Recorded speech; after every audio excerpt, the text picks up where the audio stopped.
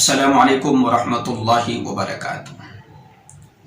اللہ کے نبی صلی اللہ تعالی علیہ وسلم نے صلاۃ التسبیح کی نماز اپنے چچا حضرت عباس رضی اللہ تعالیٰ عنہ کو بطور عطیہ بطور تحفہ سکھائی ہے۔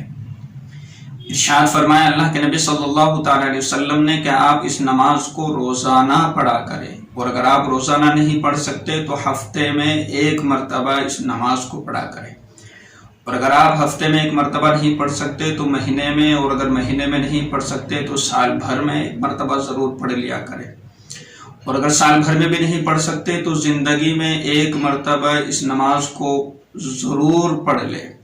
اور اس کی فضیلت یہ ارشاد فرمائیں کہ اس نماز کے پڑھنے سے، صلاۃ التسبیح کے پڑھنے سے اگلے پچھلے چھوٹے بڑے چھپ کر کیے ہوئے، جان بوجھ کر کیے ہوئے، بھول کر کیے ہوئے سارے کے سارے گناہ معاف کر دیے جاتے ہیں۔ کتنی بڑی فضیلت ہے۔ وقت مختصر سا لگنا ہے، کم لگنا ہے، 4 رکعت کی نماز ہوتی ہے، لیکن اتنی بڑی فضیلت اللہ کے نبی صلی اللہ تعالی علیہ وسلم نے ارشاد فرما دی۔ تو کیا مشکل ہے انسانوں کے لیے، لوگوں کے لیے، مومنوں کے لیے کہ زندگی میں، سال میں، مہینے میں ایک مرتبہ اس کو ضرور پڑھ لیا کریں، جس سے سارے کے سارے گناہ معاف ہو جاتے ہیں، چھوٹے بڑے تمام کے تمام گناہ بھول کر کیے ہو۔ اب انسان سے نہ جانے کب اور کیا گناہ ہو جاتا ہے، کیا خطا ہو جاتی ہے، کیا غلطی ہو جاتی ہے، لیکن اللہ تبارک و تعالی انسانوں کے، لوگوں کے اور مومنوں کے گناہوں کو معاف کرنے کے بہانے تلاش کرتا ہے۔ تو مومنوں کو چاہیے کہ ان اعمال کو، ان فضیلتوں کو جو ہے، ان فضیلتوں پر عمل کرتا رہے اور اپنی زندگی کو ایک روحانی زندگی بنائے، ایک بہترین زندگی بنائے۔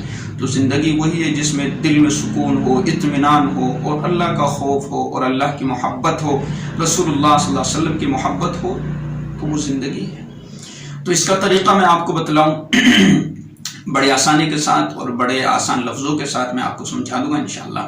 تو آپ کو نیت یہ کرنا ہے صلاۃ التسبیح کی کہ میں 4 رکعت نماز صلاۃ التسبیح پڑھتا ہوں یا پڑھتی ہوں، یہ بھی کر سکتے ہیں، یا آپ یہ بھی بول سکتے ہیں کہ میں صلاۃ التسبیح کی نماز پڑھتی ہوں یا صلاۃ التسبیح کی نماز پڑھ رہا ہوں۔ یہ آپ کی نیت ہو چکی ہے، دل میں ارادہ بھی ہے۔ اب ترتیب یہ رہے کہ اس نماز کے پڑھنے کی کہ آپ سب سے پہلے نیت باندھیں گے، نیت باندھنے کے بعد آپ سبحانک اللہم یہ آپ پڑھیں گے۔ اس کے بعد آپ کو 15 مرتبہ سبحان اللہ والحمد للہ ولا الہ الا اللہ واللہ اکبر، یہ تسبیح آپ کو ثنا پڑھنے کے بعد 15 مرتبہ پڑھنا ہے۔ پھر اس کے بعد آپ اعوذ باللہ بسم اللہ پڑھ کر پھر آپ سورہ فاتحہ پڑھیں گے۔ سورہ فاتحہ پڑھنے کے بعد آپ کوئی بھی سورت پڑھ لے جو آپ کو یاد ہو۔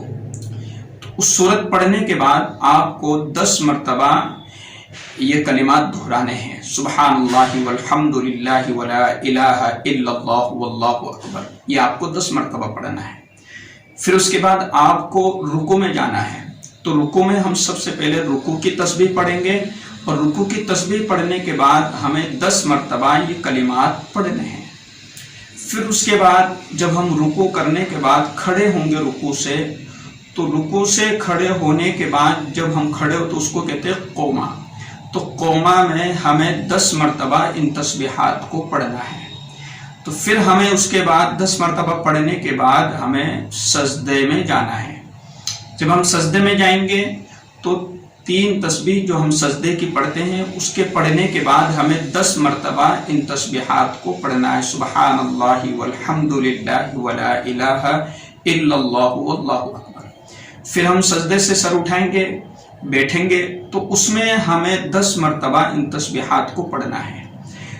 پھر اس کے بعد ہم جب دوسرا سجدہ کریں گے تو دوسرا سجدہ کرنے کے بعد دوسرا سجدے میں ہم 3 مرتبہ اپنے سجدے کی تسبیح پڑھیں گے، اور اس کے بعد ہمیں ان کلمات کو 10 مرتبہ پڑھنا ہے۔ یہ ہو گئی آپ کی مکمل 1 رکعت۔ تو ہر رکعت میں آپ کو یہی ترتیب رکھنا ہے۔ تو مکمل 4 رکعت میں 300 مرتبہ یہ تسبیحات بنے گی۔ 1 رکعت میں 75 مرتبہ بنتی ہے، تو 4 رکعت میں آپ کو 300 مرتبہ پڑھنا ہے۔